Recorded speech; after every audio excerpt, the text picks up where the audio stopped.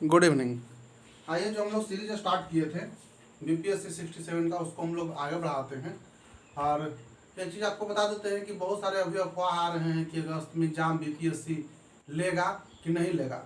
परंतु आप हमारे साथ अगर जुड़े हैं तो आप यह जान लीजिए कि जब तक ऑफिशियल नोटिफिकेशन नहीं आ जाता है तब तक हम लोग इन अफवाहों में नहीं पढ़ेंगे। और हम लोग बस इस तरह से पढ़ेंगे कि अगस्त के लास्ट वीक में एग्जाम लेगी बीपीएससी, है ना। तो पिछला क्लास में जो हम लोग चर्चा किए थे, आइए हम लोग उसके बारे में सबसे पहले एक छोटा सा रिकैप कर लेते हैं। अब तक हम लोग पढ़ चुके हैं कि यह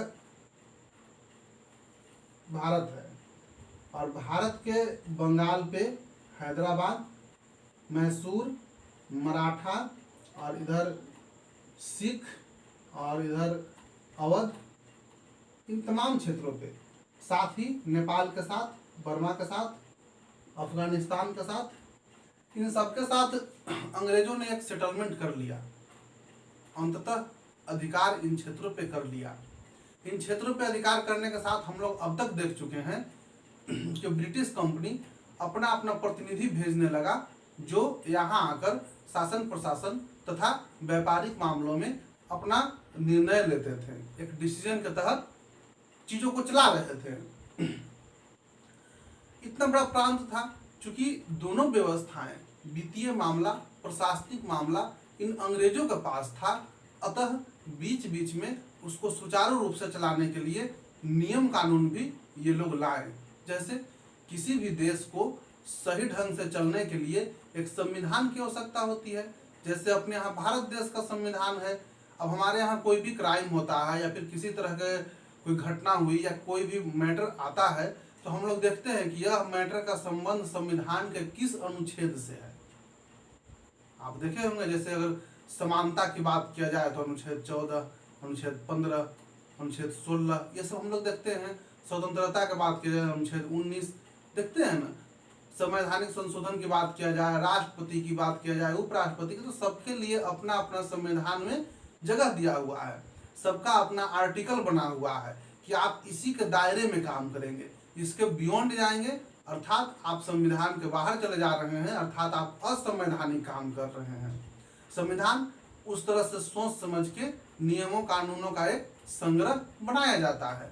जैसा भारत में है, इसी तरह से पूरे विश्व के अन्य देशों में भी संविधान सबका अपना बना हुआ है, जिसके तहत लोग वहां के संचालित होते हैं। तो उसी प्रकार से जब चूंकि इतना बड़ा देश था, तो ऐसे ही आंख मूंद के कोई भी व्यवस्थाओं को नहीं चलाया जा सकता है। अभी भी आप देखिएगा, अगर सरकार ढंग से काम नहीं करती है तो लोग कहते हैं कि आप संविधान के दायरे में काम नहीं कर रहे हैं, आपको संविधान का ध्यान नहीं है, आप संविधान का उल्लंघन कर रहे हैं, अर्थात आप नियमों का उल्लंघन कर रहे हैं। जो ढांचा और जो व्यवस्थाएं और जो एक प्रारूप तैयार किया गया है कि इसके अनुसार देश आगे बढ़ेगा, आप वहां पर दखल अंदाजी कर रहे हैं। हम लोग अभी देखते हैं, कहीं कहीं प्रचार में देख लेते हैं, कहीं चुनावी मुद्दों में देख लेते हैं। तो इस प्रकार से हम लोग यहाँ पर महसूस करेंगे कि इतना बड़ा क्षेत्र को चलाने के लिए कोई एक व्यक्ति निर्णय नहीं लेगा, एक संस्था निर्णय लेती है, एक कमिटी निर्णय लेती है, और यह कमिटी एक नियमों का एक संग्रह बना देती है कि हाँ, आप इस अनुसार से चलाइए। आप गांव घर में भी रहते होंगे तो गांव घर का भी अपना एक नियम कानून होता है, उसी के दायरे में लोग रह के अपना चलाते हैं। आप किसी भी गांव में देखिएगा, अगर किसी बुजुर्ग आदमी को कोई उसका बाल बच्चा तंग कर रहा है तो गांव के कुछ लोग उसको डांटते हैं कि बाप मतारी को तंग मत करो, इसको सेवा करो, चाहे समथिंग। तो एक कमेटी का एक रूल है। अच्छा, आप किसी व्यक्ति के या फिर एक कमेटी के विरोध में जाकर काम करते हैं तो गांव वाले दंडित भी करते हैं। नहीं देखते हैं फलना के यहाँ खाना बंद कर दो, काहे भाई, तो वो हम लोग से मिल के नहीं चलता है। तो अब जब उसके यहाँ खाना बंद हो जाता है तो थोड़ा बुद्धि ठीक हो जाता है, इसके बाद फिर खाना स्टार्ट करवा देते हैं। इस प्रकार से हम लोग कहीं ना कहीं समाज के नियम कानून से बांधने के लिए और उसके दायरे में लाने के लिए लोगों को एक दंडित करते हैं कि इस प्रकार से चले। तो वो कैसे दंडित करते हैं? समाज का अपना नियम है, जो उसके अनुसार नहीं चलता है उसको दंडित करते हैं, है ना। कई जगहों पे बहुत सारे ऐसा मैटर क्रिटिकल हो जाता है जहां पर एक कमेटी एक नियम कानून उसको आगे बढ़ाता है, उसको सुलझाता है। तो यहाँ पर भी स्थितियां ऐसे ही बनेगी, क्योंकि इतना बड़ा देश है, पाकिस्तान भी मिला हुआ है, अफगानिस्तान भी मिला हुआ है, एक बहुत बड़ा देश है। और इतना बड़ा देश को चलाने के लिए कोई एक व्यक्ति अगर निर्णय लेगा अपने सोच समझ से, तो हो सकता है वो गलत निर्णय ले और कहीं ना कहीं निर्दोष आदमी भी सजा के पात्र हो जाए। तो इसलिए समय समय पर नियमों कानूनों का एक संग्रह बनाया गया, कुछ नियम दिए गए, कुछ सुधार किए गए।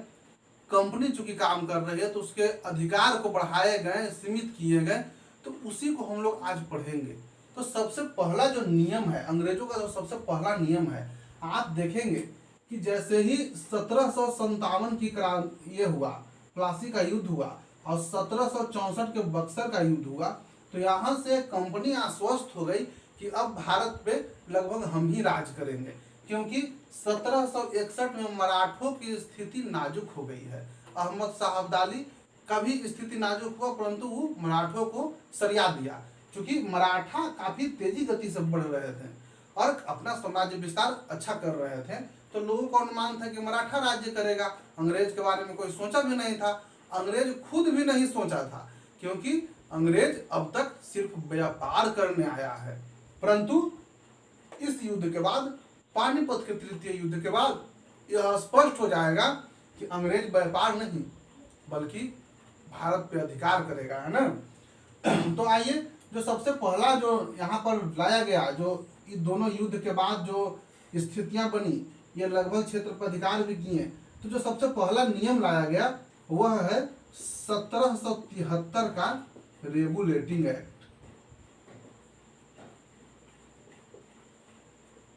एक नियम है,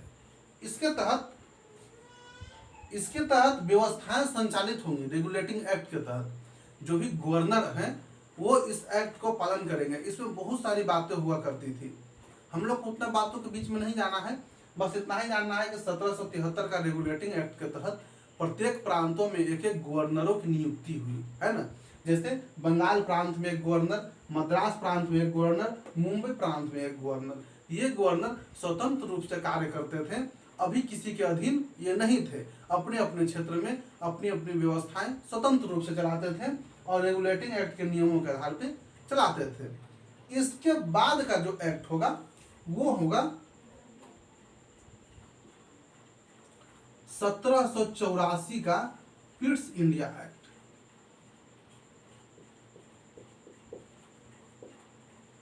1784 का पिट्स इंडिया एक्ट, इसके तहत द्वैत शासन को समाप्त कर दिया गया। आप देखे थे वारेन हेस्टिंग्स थे, वो द्वैत शासन को समाप्त कर दिए और जो व्यवस्थाएं कंपनी की चल रही थी कि हम सिर्फ प्रशासनिक मामलों को देखेंगे, दीवानी मामला अर्थात पैसे कौड़ी वाला मामला यहाँ के राजा देखेंगे, उसको अब समाप्त कर दिया गया इस एक्ट के तहत। और प्रशासनिक एवं दीवानी दोनों मामलों को जो गवर्नर थे वो अपने हाथों में ले लिए, है ना। अब जो अगला जो एक्ट है वो है हमारे पास 1793 का 1793 का एक्ट, चार्टर है, 1793 का चार्टर अधिनियम।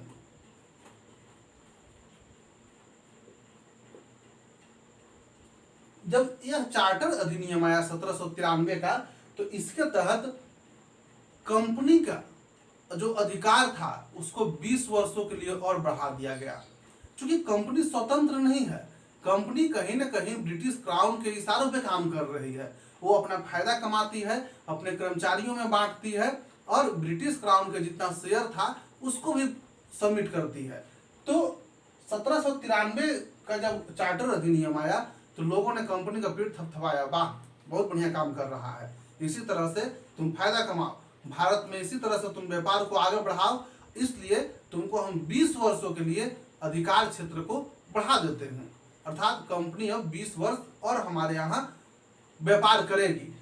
अगर यह चाहता तो यहीं पर समाप्त कर देता, ये कंपनी का एकाधिकार समाप्त, अंग्रेज लोग बुढ़िया बिस्तर बांध के चले जाते। परंतु अंग्रेजों के काम से जो ब्रिटिश क्राउन है वो खुश हैं, इसलिए 1793 जो अधिनियम आया चार्टर अधिनियम, उसके तहत इसके कार्यों को 20 वर्षों के लिए बढ़ा दिया गया। जब 20 वर्ष बढ़ेगा तो फिर से नियमों में सुधार होगा और तब तक आ जाएगा 1813 का चार्टर। 1813 का चार्टर इंपॉर्टेंट चार्टर है। इसके तहत कंपनी के व्यापारिक एकाधिकार को समाप्त कर दिया गया और सिर्फ चाय और चीनी के लिए यहाँ पर व्यापार करने के लिए सिर्फ इसको बोला गया कि तुम चाय और चीनी के लिए ही सिर्फ व्यापार करोगे। साथ ही आप प्रशासनिक मामला भी साथ साथ देख रहे हैं, तो उससे हमको मतलब नहीं है। किसके तहत? 1800 चार्टर के तहत। एक्चुअली ये जो अधिनियम आते थे ये काफी बहुत सारे बातों के साथ आते थे, लेकिन जो इसमें से इम्पोर्टेंट है वो सिर्फ बता दे रहे हैं। क्योंकि कभी कभी एक आध वो प्रश्न आ जाता है, जैसे पिछला बार आ गया था कि किस अधिनियम के तहत अध्यादेश जारी करने के लिए गवर्नरों को छूट दिया गया, तो इस प्रकार से आ गया था। तो हम लोग इसलिए एक नंबर के लिए हम लोग पढ़ ले रहे हैं सारे चार्टर को, सिर्फ 10-15 मिनट में सुन लेना है। तो 1813 के चार्टर के साथ यह भी बोला गया कि आपको 20 वर्षों के लिए और बढ़ा रहे हैं। ऐसा नहीं कि आपको व्यापारिक कार्य समाप्त हो रहा है, 20 वर्षों के लिए बढ़ा रहे हैं, परंतु आप अब सारे चीजों में व्यापार नहीं करेंगे, सिर्फ चाय और चीनी के लिए व्यापार करेंगे और बाकी जो व्यापारिक एकाधिकार है वो आपका समाप्त होता है। चार्टर हो गया 1813 का। और जब 20 वर्षों के लिए बढ़ाया तो फिर से आ गया हमारे पास 1833 का चार्टर। अब 1833 के चार्टर अधिनियम के तहत कंपनी का जो चाय और चीनी के साथ जो व्यापार था उसके सारे अधिकारों को समाप्त कर दिया गया। अब इसके तहत कंपनी सिर्फ प्रशासनिक मामलों को भारत में देख रेख करेगी, ना कि व्यापारिक मामलों को। व्यापारिक मामलों को सिर्फ चीन और नेपाल के साथ अभी देख रेख करेगा। अब भारत के साथ ये 1833 के अधिनियम के तहत नहीं करेगा, लेकिन प्रशासनिक मामला देख रेख करेगा। क्योंकि यहाँ से इन लोग को प्रशासनिक मामला देख रेख के लिए आ गया सिर्फ, तो इन लोग का मन बढ़ गया। कंपनी का जो प्रतिनिधि थे, जो कर्मचारी थे, सबका मन बढ़ गया। इसलिए आप आगे देखिएगा तो इन लोग तरह तरह के नियम कानून लाएगा, राज्य हड़प नीति लाएगा। जैसे आप लॉर्ड डलहौजी को देखें, कई सुधार भी करेंगे हम लोग, ठीक है, सुधार भी कुछ कुछ किए, जैसे कि मेडकाप प्रेस मुक्तिदाता वगैरह भी हम लोग देखे हैं, लेकिन कुछ मन भी बढ़ गया। अब आप देखेंगे तो लॉर्ड डलहौजी ने राज्य हड़प नीति लाया। उसके तहत कहा गया कि जिन राजाओं का अपना पुत्र नहीं है, अपनी संतान नहीं है, बेटा नहीं है, उसके राज्य को अंग्रेजों के क्षेत्र में मिला लिया जाएगा। जबकि इस समय भारत में ऐसे करीब 500-700 ऐसे राजा थे, क्योंकि छोटे छोटे क्षेत्र में बटा हुआ था। तो ऐसे राजा थे जिनके अपने संतान नहीं थे, और लॉर्ड डलहौजी तेज आदमी था। डलहौजी को लगता था कि इतना राजा का अगर क्षेत्र मेरे में मिल जाएगा तो मेरा अधिकार क्षेत्र बहुत बड़ा हो जाएगा। साथ ही इसने और क्या किया, अवध के नवाब जो थे उसको कुशासन के आधार पे अपने में मिला लिया। बोला कि तुम ठीक से शासन नहीं कर रहा है। सब लोग बड़ा गुस्साया कि अरे भाई, एक तो तुम कहता है कि बेटा नहीं है, इसका तो अपना बेटा भी है जिसका नाम बिरजिस कादिर है, तो तुम इसके क्षेत्र में क्यों मिला रहे हो? तो बोला कि नहीं, कुशासन के आधार पर मिला रहे हैं, ये ठीक से शासन नहीं करते हैं। तो ऐसे इन लोग का मन बढ़ गया था। तो मन बढ़ने के चलते आप जब, अच्छा दूसरा चीज हुआ 1813 के चार्टर के साथ साथ 1833 के चार्टर के साथ साथ कि 20 वर्ष के लिए और कंपनी को अधिकार मिल गया। तो 1853 तक ही जाएगा। तो 1853 का एक अधिनियम होगा, परंतु चूंकि ये लोग बीज बो चुके थे, ऐसा ऐसा कारनामा कर रहे थे कि भारत में विद्रोह की स्थितियां बन चुकी थी, और 1857 में विद्रोह होगा। और इस 57 के विद्रोह के बाद कंपनी के सारे अधिकारों को समाप्त करके टोटल अधिकार क्षेत्र ब्रिटिश क्राउन के हाथ में चला जाएगा। यह अधिनियम 1858 के अधिनियम के तहत होगा। यह अधिनियम 1858 के अधिनियम के तहत कंपनी के सारे अधिकारों को समाप्त कर दिया जाएगा। क्योंकि 57 में विद्रोह हुआ है, भयानक विद्रोह हुआ है। कंपनी को छोड़िए, राजा को लगने लगा कि लगता है कि अब सत्ता मेरे हाथ से चला जाएगा। इसलिए राजा ने यह निर्णय लिया कि अब, मानी महारानी जो थी वहां का इंग्लैंड की, उन्होंने कहा कि अब आपके हाथ में नहीं रहेगी सत्ता व्यवस्था, आप ढंग से नहीं चला रहे हैं, इसलिए अब मेरे हाथों में रहेगी, और ब्रिटिश क्राउन के हाथ में चला गया। इसके बाद 1861 का आपको आएगा एक अधिनियम। 1861 के तहत पहली बार गवर्नर को अध्यादेश जारी करने का अधिकार दिया गया। इस समय और भी विधान परिषद और आपको न्यायालय वगैरह का व्यवस्थाएं आ जाएंगी। इसके बाद 1861 के बाद 1893 का एक अधिनियम आएगा, और 1893 के अधिनियम के बाद 1909 का एक अधिनियम आएगा जिसको मार्ले मिंटो सुधार अधिनियम कहते हैं। इसके तहत पृथक निर्वाचन व्यवस्था का, पृथक निर्वाचन क्षेत्र व्यवस्था का उपाय किया गया, जो धर्म के आधार पर था, जो कि एक विवाद का कारण बना भारत में। जैसे इसमें था कि मुस्लिमों को अलग पृथक निर्वाचन दिया जाए, हिंदुओं को अलग दिया जाए, जहाँ पर मुस्लिम बहुल क्षेत्र के लोग हैं वहाँ पर मुस्लिम कैंडिडेट ही खड़ा होंगे, वोट भी मुस्लिम ही देंगे। तो इस प्रकार का था, जिसके चलते बंगाल वगैरह क्षेत्र में काफ़ी विद्रोह हुआ, फिर वापस लिया गया। 1909 के हो गया। फिर 1919 के आपको अधिनियम है चेम्सफोर्ड सुधार, मॉन्टेग्यू चेम्सफोर्ड सुधार 1919 के तहत। तो 1919 के तहत भी काफ़ी ज़्यादा बदलाव किया गया। हाँ, और इसके बाद वाला जो अधिनियम बनना था वो लगभग 10 वर्ष के बाद 1929 में बनना था, जिसके लिए 1928 में साइमन कमीशन भारत में आया था। परंतु साइमन कमीशन का हम लोग विरोध किए कि साइमन कमीशन में एक भी भारतीय नहीं है, यह गोरों का एक प्रतिनिधि है जो कि भारत में क्या हो रहा है उसको कैसे जज कर पाएगा, इसलिए हम लोग विरोध किए। तो 29 में ना बन के यह अधिनियम 1935 में बना। आप यहाँ पर लिख देते हैं 1935 में अधिनियम बना, और 1935 के भारत शासन अधिनियम के तहत भारत संचालित हुआ। बाद में इसी के नियमों को संविधान में शामिल किया गया। इसमें 14 भाग थे, 321 अनुसूचित हैं, और आपका 321 अनुच्छेद थे और 10 अनुसूचियां थे, और एक नियमों का एक संग्रह बनाया गया 1900 भारत शासन अधिनियम 1935 के तहत, जिसके तहत यह कहा गया कि इसी के कानून के तर्ज पे देश संचालित होगा। और इस प्रकार से एक अधिनियमों का आप लेखा जोखा देख लिए। जब हम पॉलिटी पढ़ाएंगे तो संवैधानिक विकास पढ़ाएंगे, उसमें यहीं से स्टार्ट करेंगे कि देखिए संविधान विकास यहाँ से शुरू हुआ है ना। तो आज के लिए हम लोग इतना ही रखते हैं। अब हमारे पास अंग्रेजों को हम लोग देख लिए कि आया, विस्तार किया, नियम लगाया, सब कुछ कर लिया अंग्रेज।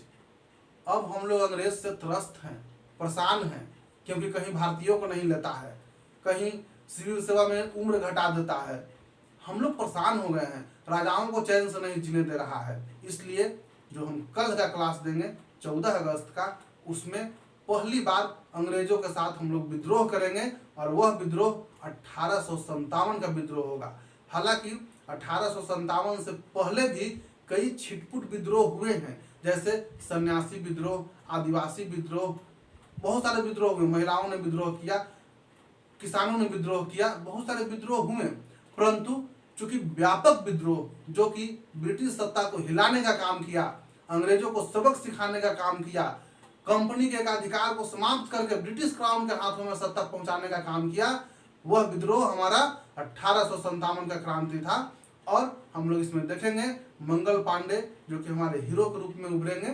मंगल पांडे के साथ साथ अन्य कई जिनका बहुत ज़्यादा महत्व रहा इस विद्रोह में, उनको भी हम लोग देखेंगे। अपने बिहार के क्षेत्र से आने वाले बाबू वीर कुंवर सिंह को हम लोग देखेंगे, और किस प्रकार से देखेंगे कि यह एक स्वतंत्रता संग्राम रहा, और किस प्रकार से हम लोग देखेंगे कई इतिहासकारों ने कहा कि यह स्वतंत्रता संग्राम नहीं रहा। तो हम लोग सारे कुछ देखेंगे, पक्ष विपक्ष देखते हुए। कल से हम लोग आज़ादी की लड़ाई के लिए बिगुल फूंक देंगे, और 15 अगस्त नज़दीक आ रहा है। 15 अगस्त को हम लोग क्या करेंगे कि एक संगठन बना देंगे, भारतीय राष्ट्रीय कांग्रेस। फिर 16 अगस्त को महात्मा गांधी जी को बुला लेंगे। अब गांधी जी जब भारत में आएंगे तो आज़ादी की लड़ाई और तेज हो जाएगा, और इस प्रकार से हम लोग 1920 का असहयोग आंदोलन, सविनय अवज्ञा आंदोलन, भारत छोड़ो आंदोलन के साथ साथ हम लोग भारत को आज़ाद करने का काम करेंगे। तो अब हम लोग को आज़ादी के तराने गाना है, आज़ादी की लड़ाई के लिए हम लोग अग्रसर हो जाएंगे। तो मिलते हैं अगले दिन, तब तक के लिए धन्यवाद।